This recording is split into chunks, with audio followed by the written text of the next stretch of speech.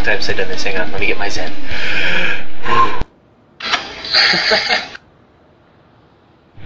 Alright, hey everybody, welcome to this audio commentary, copyright 2011? Yeah, it's 2011, WCReplays.com.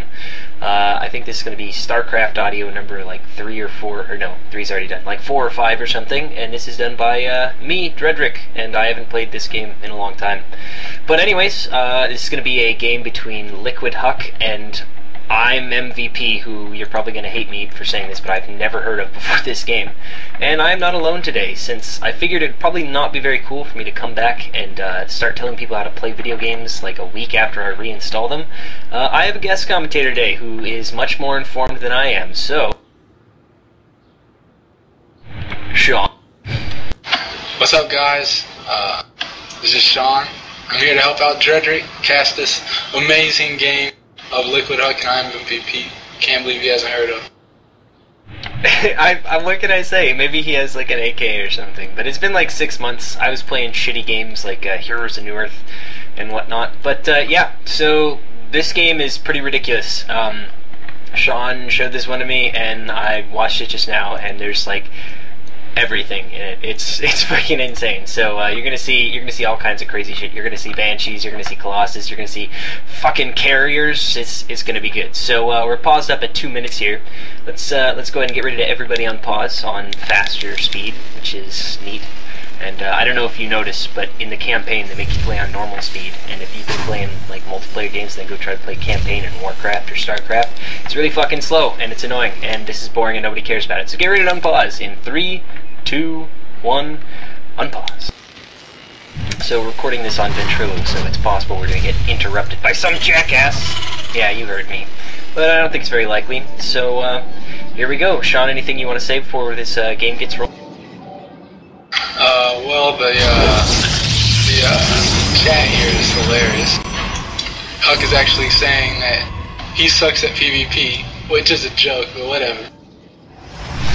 Indeed he did, and there was a bit of chat before we paused up at 2 minutes too, so you'll have to go back in time.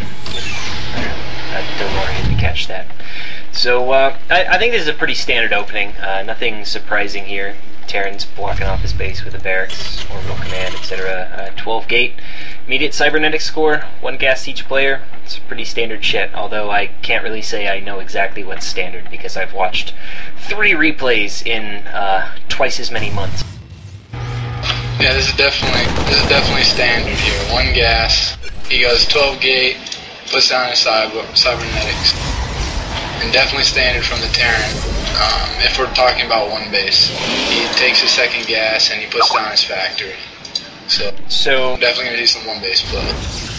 Alright, so, and the Terran, I'm assuming, usually is going to wait until he blocks off his base to either show his hand, which is going to be a factory in that 2nd gas, because obviously once he blocks off his base, until you have observers or like sentries with hallucination or something, you're not really going to notice it. Protoss going 1 gate expo, I think that's fairly common. It's not something shocking. So what are different 1 base strategies you might see from a Terran player? Because in this game he's going to be going starport, but what 1 base options is the Terran?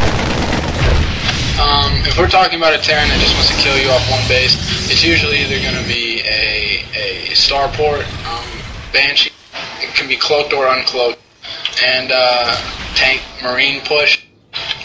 Maybe an early 2 racks, Marauder marine push, things like that. I don't really see Thor often, but it has been used.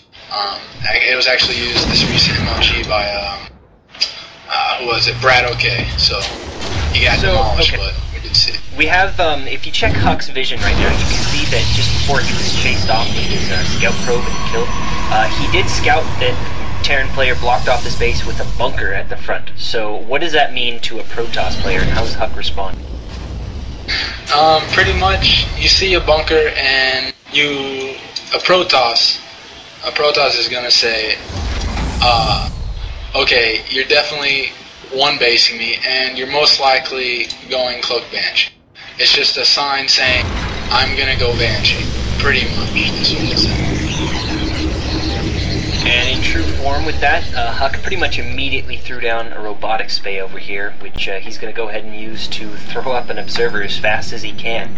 Terran player immediately went that 1-1-1 build with Tech Lab on his Banshees, so he's or on his starport. So he's already pumped out the Banshee, and his cloak is about 2/3 done.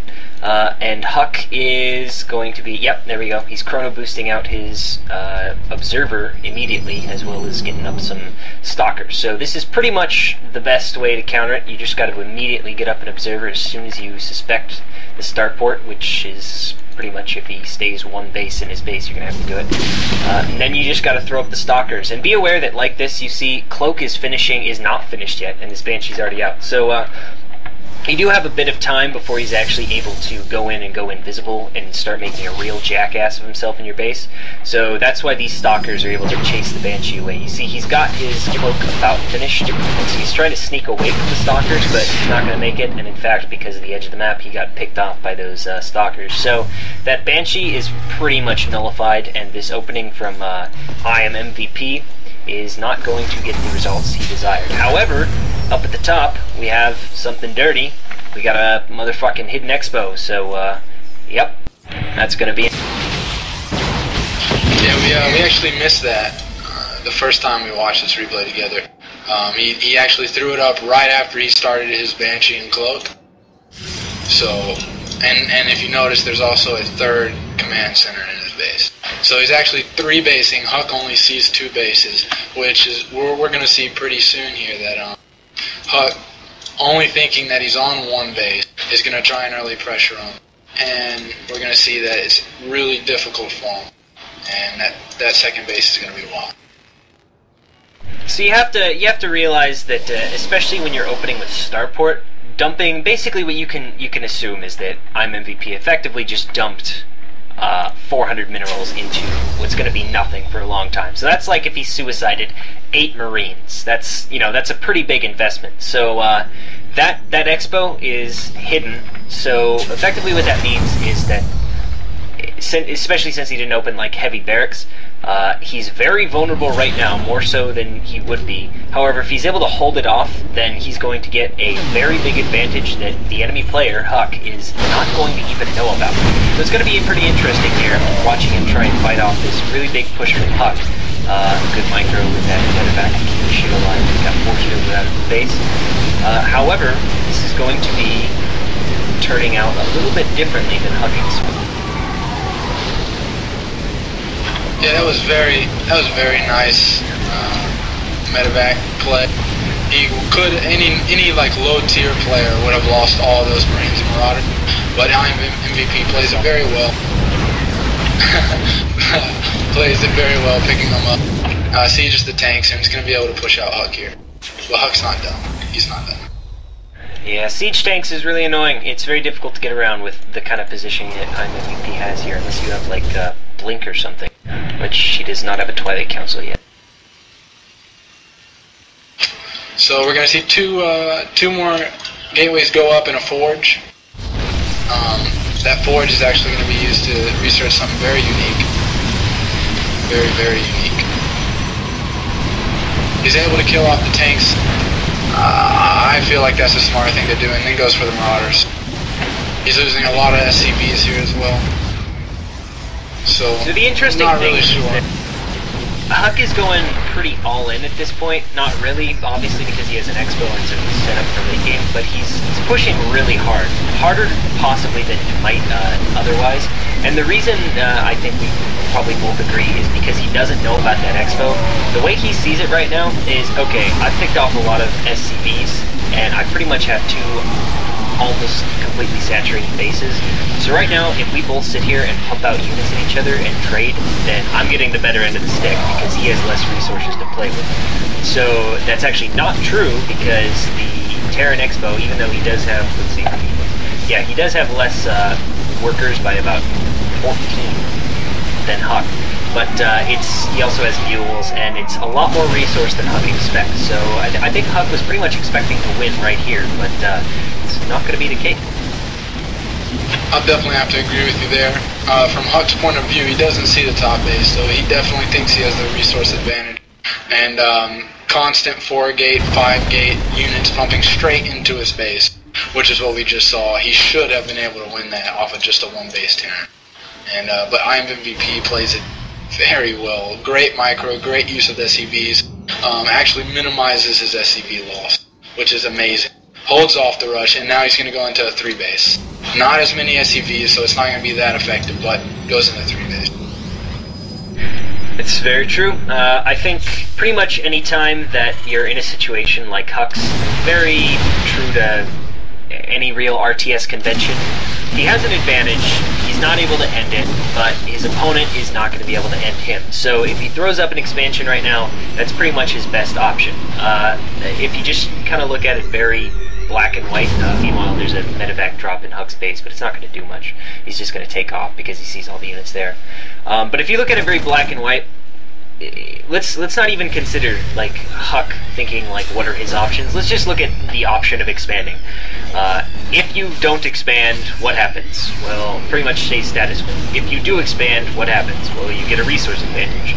So obviously expanding would be good for him. If you expand, are you going to die, get screwed over, and die because of it? Well, with the advantage he has right now, the answer is no. So pretty much there's no reason for him not to expand. And also, it's kind of interesting, one thing that's very unique about the Terran expansions, obviously their orbital commands and whatnot, is the ability to lift off.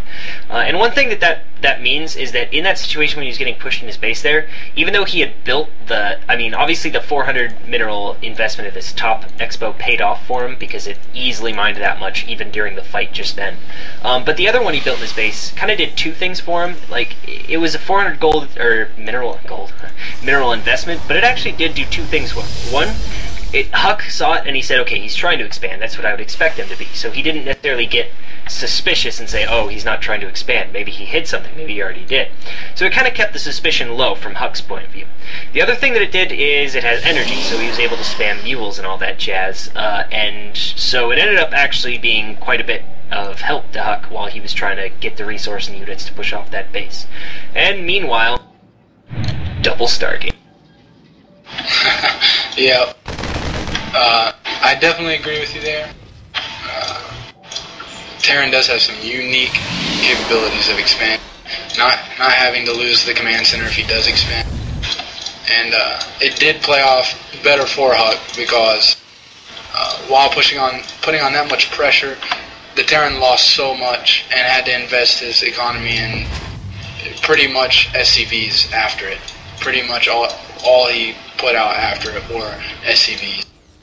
But yes, we do see a double Stargate, and we see him hiding Void Rays, which is absolutely amazing. Not standard at all versus Terran. You usually see straight to Colossi or high temps. He actually canceled the DT. The DT Shrine was making. After the scan, he cancels it, puts up the double Stargate. And starts his shield research, which now it's at level 2. Another point I want to point out. Another note I want to point out is the pylons at the bottom and in the middle at the gold. This is strictly giving sight and capabilities of warping in anywhere on the map he wants to, pretty much, of expansions and of drops. So that's very well played by Huck. And also notice the observer in the middle going to catch this drop as we speak, and that's going to definitely show help Huck. Oh boy, here we go. We got a pretty swift drop back here. Huck right now, he's going to have to back up for a second because all these stim marauders and marines are going to be a real pain in the ass. However, what's that? You have 8 Void Rays or 6 Void Rays or however many. Didn't expect that. What the hell? So the Void Rays, since now he knows that he has the stronger army here, what he's going to do is he actually is going to take these units and he's going to focus down on the medevacs instead of the units first, which results in killing them over the open. So that's one thing you kind of have to decide, which sucks when you're getting dropped, is you have to either attack the units and try and kill them off so they stop killing your ship, unless you have like a really big advantage. In such cases, you have a bunch of Void Rays you didn't expect, in which case, yeah, you can go ahead and kill off the medevacs and go for kind of the greedy option. So Huck's going to go ahead and take those Void Rays since he did get done the seam, and immediately try to use them. So he goes over here, and Vikings are getting pumped out by a reactor starport, and he's going to kill this starport. Oh no, he doesn't. He's going to go ahead and chase the Vikings, and that's kind of going to screw him over a little bit. So I think maybe he didn't want to try and deal with all the SCVs repairing or what have you. Meanwhile, he's pushing into the Expo, but maybe a few too many tanks that he wasn't quite ready for him. So maybe he was trying to bring over his Void Rays and just end it at the Expo, because he still does not know that his opponent is on 3 base, not 2. And so this might be a lot more units than he was expecting the Terran to have. But either way, these Void Rays, they're going to do some damage, but not perhaps as much as Huck was expecting. Again, I think he probably thought he was going to win the game on this, because Void Rays are a unit that you're not necessarily going to plan to go right into, but if you have a big advantage already for one reason or another, then Void Rays are one of those units that can really help you kind of seal the deal and end the game, and so that's probably what Huck was going for. In fact, you see he is still pumping out Void Rays out of his double Stargate, but he is going to get chased out of here eventually by the Viking. Yeah, that was definitely in the favor of Huck there. I watched the replay. We both watched the replay before this, and I'm on the opinion that he definitely should have killed that starport. Right before the SCVs even came off to repair it, it was at 25%, and it would have stopped the Viking play also early, and I think it would have been in-game there, perhaps. I'm not sure, but perhaps. Right now, every Viking here came out of that Stargate. Indeed. So he pretty much would have had to rely on missile turrets, which could have saved him, definitely. But we have Huck going to 4 base. He was already at 3 and puts down his fleet beacon, and double carriers are coming out. This is where the replay really gets exciting. Huck is just opening up every tech tree possible, and it's absolutely amazing to watch this guy play. Absolutely. So I don't know if he already scouted. I think he did with that SCV, but he's going to go ahead and send his ground forces to deal with the human expansion, which he finally found, and he's going to chase it off. Meanwhile, the Void Rays are kind of getting caught out here, and they're going to go down. The Void Ray speed is very slow, especially since they got rid of that speed upgrade, which I didn't know about until I tried to get it in a 2s game. I was like, okay, I'm going to go upgrade my Void Rays. Oh, what the fuck? So that was annoying, but kind of non sequitur. But yeah, he pretty much most likely realized his Void Rays weren't getting out, so he just decided to take whatever he could down with them. Admirable play, whatever. The human has enough of a counter to the Void Rays now that they're not going to be too terribly effective anymore. So he's kind of switched to something a little different. Carrier. Yeah, I fucking love carriers. I love everything about them. I love going 1 base carriers, I love going 2 base carriers, I love going red base carriers, I love going blue base carriers. I just fucking love carriers. They're super sexy. And he already has the attack upgrades, so why the fuck not? In fact, that's what we, he's already getting shield upgrade 3. The reason for that we kind of theorized was because he's getting an air and ground army. And that's the only upgrade you can get that helps air and ground Protoss units. So it's, you know, going to be pretty sexy. And it's pretty much the same thing as the armor upgrade for Protoss, only it only is in effect when your shields are up. So it's like more effective at first than the armor. Then the armor is more effective later, obviously, because, you know, it works. Anyway, I'm babbling. And yeah, Terran's taking the... Yeah. If we go back maybe about 1 minute or so, we'll see that Terran's econ was sky high. He had 1,500 minerals in the bank. I think that was MVP getting a little tired here. This definitely, this game, even though we're all sitting at computers playing it, there's definitely an endurance level to be implemented when we're talking about theory crafting here. You definitely start to get tired towards you know, later in the games when you have 4 base, 5 base games like this. And I think MVP just kind of went absent-minded there. 1,500 minerals in the bank is not something you usually see from a top tier Code S GOM TV Terran player. But meanwhile, we have I am MVP. Yeah, I am MVP scrambling to deal with Dark Templar at this point, which you just saw him throw down some turrets in this game. I could pretty much, since he had the carrier, why not go Templar too? So he threw down both Templar buildings and he's trying to harass with them. Big fight is mid. Oh my lord. Planetary Fortress getting upgraded here. Meanwhile, these Templar, the Psystorm is not quite finished, and it just finished. So he was kind of like baiting this fight, and now all of a sudden the Storm comes out, and it is fucking beautiful. It is extremely effective against Terran units, so it's going to destroy these things. Meanwhile, the Interceptors are going haywire, going apeshit all over the Terran units, and he's going to lose almost his whole army. He's down to 80 supply versus the Protoss 120, although the Protoss is pretty much going to lose every ground unit he has. Archon here, he gets picked off immediately. Nothing Huck really has can kill these carriers, so they get to just dick around and kill off the planetary fortress, which is awesome for Huck. But he did take pretty heavy casualties there as well. One other thing to consider, however, is that whenever you're in a situation like this, trading is not necessarily a bad thing if you've just finished a lot of tech, like tech trees, because what happened is Huck just lost a shit ton of zealots and some immortals and sentries. Well, he has Templar archives, fucking carrier tech, and a whole lot of dirty shit, so he has the option right now of replacing those low-tech units with much higher-tech units, and also picking, instead of zealots, he'd go stalkers, he'd go sentry heavier. So that's one thing to consider when you do have a situation like this where you're kind of losing most of your army, is you kind of get to replace it with better units, so it's not necessarily such a terrible thing to trade in a situation like that. Definitely. That's definitely a good point to note. He can replenish, and not only can he replenish his tier 1, but he can definitely continue replenishing his tier 3, which is actually going tier 3 in multiple branches, in all branches actually, because he just started his robotics base. So we're going to see Colossi, Carrier, and High Templar and Dark Templar on the map, which is a phenomenal play by Protoss to be able to go into every tech tree.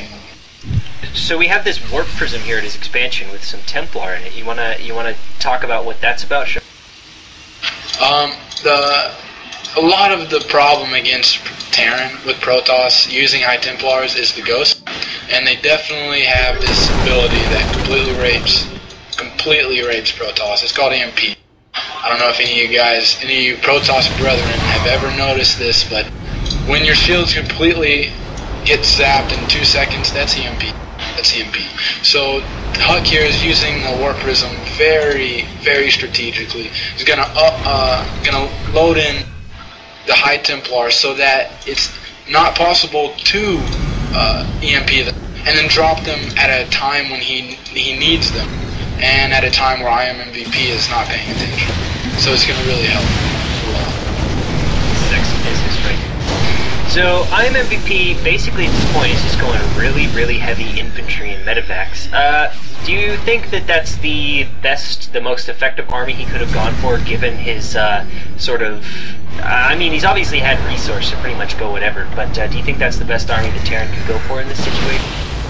Definitely not. I think that Terrans really need to get out of this comfort zone of Marine Marauder medevac. It is a good composition early on, even 2 or 3 base, but once you get into a 4 or 5 base situation, it definitely calls for better tiered unit, especially if you know that he's going tier 3 in every branch, or he hasn't seen the Colossi yet.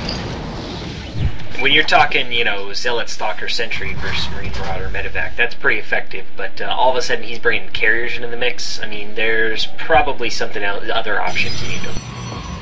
Definitely. I'm not a Terran pro though, and I really can't come up with an ultimate composition against Carrier, Charge Lot, Blink, and High Templar. I really can't think of one, but I know that Viking Marine Marauder Medevac is not it. I definitely know that. If I'm not mistaken, I don't know how effective it would be, because I know the Interceptors would kind of eat it up really quick, but it seems to me like, especially when I'm playing against Terran as Protoss, Ravens and the point defense drones give me a lot of trouble, so I'm kind of surprised not to see any. I guess maybe the Interceptors just eat up the energy too fast on them, but I don't know. I wouldn't have minded seeing a couple of those. Although I guess he was more worried about pumping out Vikings, so he doesn't really have any tech labs that he's starting. That's true, that's true. Now this fight right here, kind of a trade. He has so many Vikings, but look at the Storm, what it does to the infantry. That is ridiculous. Ridiculous.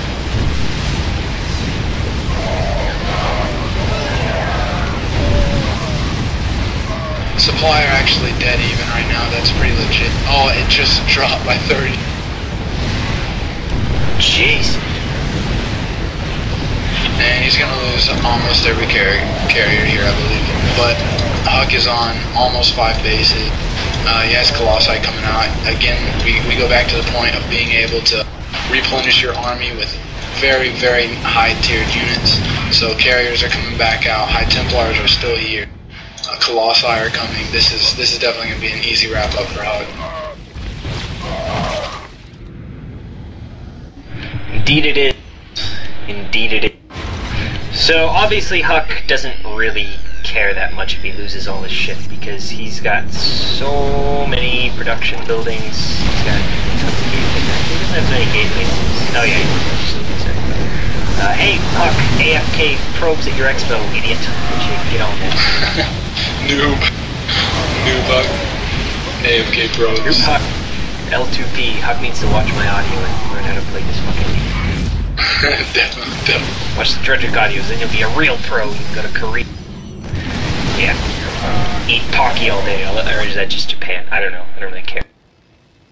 Storm, Imba. Storm is Imba. A storm, what does it do? 80 damage? I think it's 80 damage, which means that it doesn't even take a full storm to kill a Marine.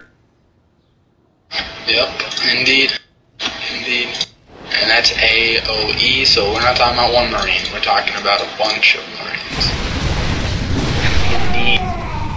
The Archons, I came back, I saw they got their range buffed, which is pretty neat. I don't really know if that was like super good or not, but I just remember that Archons used to always have like really stupid shitty range, and it was yeah, melee pretty much. It also got a massive. It also got massive effect put to it, so concussive shells do not affect it. I think it was a bonus, because the concussive cells now do not touch it. It can break force fields now, so you don't need Colossi versus Protoss anymore to beat Sentry. You gotta be like that guy I played against in 2s, who goes Dark Shrine and just masses DTs so he can immediately turn them into Archons. He had like 10 Archons and like 6 Stalkers. That was his whole army. He had like as much supply as mine was. That's nice. Anyway, so if you're in like a situation like this, he's got classic on it. He's got everything. He gets every unit in this game in Protoss except for a Phoenix. If you're in this kind of a situation, pretend for a second that it was a little bit closer. Like, what kind of moves can you make at this point to get some kind of an advantage? If it were a closer game, because obviously it looks like Huck's pretty much got the advantage at this point. He's up 70 food. But if this were a closer game, what would you be looking to do to try and get an advantage? Well, my main theory, if we're theory crafting here on StarCraft or any RTS with that matter, is the vision and the economy. So I would strictly be trying to increase my economy, and I would be trying to gain vision, whether that would be through drops, annoying DTs, using the warp prism effectively, or whether that would be just keeping observers all around the map and protecting my probes. That's definitely what I would be thinking. If I was at this point in the game and it was more equal, I'd just be trying to keep my bases up, contain, put light pressure on, and just be annoying with DTs around the map. Kind of like this medevac drop at the Protoss base right now. Yep, that's definitely true. But he warps in DTs to clean it up, which is so nice to do if you're Protoss. When you're defending drops and you have DTs, just keep a couple of Zealots and DTs in your base, and it's really nice to counter drops. Indeed. Meanwhile, he's pretty much going to clean up the Terran army. There's not really much contest at this point. I mean, he's got Archons, High Templar, Colossus, Carriers. I mean, what the fuck can you do against that? I mean, that's going back to the whole army composition. And here we go, the Templar finally getting dropped from the Warp Prism. And he doesn't even care if he gets hit by his own storm. He just says, fuck that, I'm going down, but I'm taking you with me. Yeah, this is too much tech. You're really not going to be able to beat that with infantry, I don't think. And that's going to be a good game. So that was pretty ridiculous. We saw a little bit of fucking everything. Hopefully, maybe if you were having trouble with Banshees, that'd give you some advice as to some of the things you can look for in the Terran build that will tip you off the Banshees are coming. Maybe, you see a bunker out front, or if he just hides in one base and you don't see him trying to expand. And you can just go ahead and throw down your robotics base fast possible and chrono boost out an observer. Be aware that, you know, when the Banshee first comes out, it's going to come out before the cloak tech, so don't be afraid to go after it with your stalkers to keep it busy until your observer's out. Showed proper timing for, you know, transitioning into multiple bases. He ended up with a fucking shit ton. Showed a whole bunch of different tech and some little seen things, such as the carriers, which, you know, are extremely effective once you get them, as long as you have decent support. Dealt with drops, dealt with all kinds of crazy shit, you know, all that Marine Marauder cheese, and hopefully you, if maybe you didn't even learn anything, maybe you're some super Gosu Masters League Nitro player, but hopefully you just had fun watching the game, because it was a pretty sweet-ass game. Yeah, thanks for the opportunity, Dred. Definitely a nice game, and it's been fun casting, and hopefully I'll be able to get some feedback on this one. This is actually one of my first commentaries that's actually going to meet a website. So if you guys can give feedback, that'd be amazing. It's been an honor, Dred, casting with you. Warcraft's undead Gosu here. We're talking. As well, you should be, damn it. You should be in awe. Yeah, that's it. I think that's about all we got here. Next commentary, I have no idea what the fuck it'll be. Could be StarCraft, could be Warcraft. I had some ideas for both. Needless to say, I won't be doing any, like, undead strategy commentaries for solo, because nobody really plays that anymore. At least nobody I know, and I don't play it anymore. So, if you want to learn how to play undead, go back in time to 2006, because, I don't know, if you're still playing Warcraft, you just need to be having fun, because you're not going to get much else out of it. So, hopefully you enjoyed this. We'll try and find some fun things to do in the future, maybe some AT, and I really kind of like this new game commentary feel, because it reminds me of listening to the really old, like, Mr. Cygnus commentaries, where, I mean, sure, it was like 2004 or whatever, but the game was still fairly new, and all his audios they weren't really like, okay, look at this Gosu, look what he does, this is exactly what you need to do. It was kind of more adventurous, and just like, alright, look what I did, guys. I found this really sexy, sweet-ass strategy, and I'm gonna go bears in a demon hunter. Nobody ever does that, and I'm gonna win the game. And then, you know, hey, a couple years later, that's what everybody does every single game. So, who knows what will in the magical world of StarCraft. Thanks for listening. Any closing comments beyond your already closing comment? That's about it, Dred. Just appreciate the WCR community, and hopefully you guys keep watching. And it's definitely been fun. This game was definitely fun casting. And you're right, this is just an invention. We're out to find what's suitable for each race, and I actually did not know that Bears and Demon Hunter were not the norm, because when I came into Warcraft 3, that's all I knew. So, but appreciate it, guys. Y'all have a good one, and Sean is out. Stay tuned for the next one, folks.